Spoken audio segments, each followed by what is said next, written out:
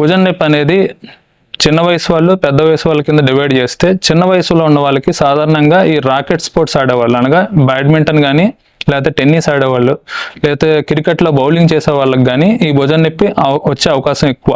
ఎందుకు వస్తుందంటే without warm up, అసలు వార్మప్ చేయకుండానే వాళ్ళు గేమ్ ఆడడం స్టార్ట్ చేస్తారు. దానివల్ల మజిల్స్ స్ట్రెయిన్ అవడం వల్ల కానీ మజిల్స్ స్పాజంలోకి వెళ్ళడం వల్ల కానీ పెయిన్ వచ్చే అవకాశం ఉంది. అలాగే ఓల్డ్ ఏజ్లో చూసుకుంటే పెద్ద వయసులో ఉన్న వాళ్ళకి షుగర్ లేదా థైరాయిడ్ ప్రాబ్లం లేదా హార్ట్ ప్రాబ్లం ఉన్న వాళ్ళకి భుజం పెయిన్ వచ్చే అవకాశం ఉంది. దానికి రీజన్స్ ఫ్రోజన్ షోల్డర్ అవ్వచ్చు, లేదా ఒక మజిల్ టేర్ అవ్వచ్చు, కొన్నిసార్లు ఇన్ఫ్లమేషన్, ఈ జాయింట్ లోపల ఉన్న ఇన్ఫ్లమేషన్ వల్ల కానీ టెండినైటిస్ వల్ల కూడా ఈ నొప్పి వచ్చే అవకాశం ఉంది.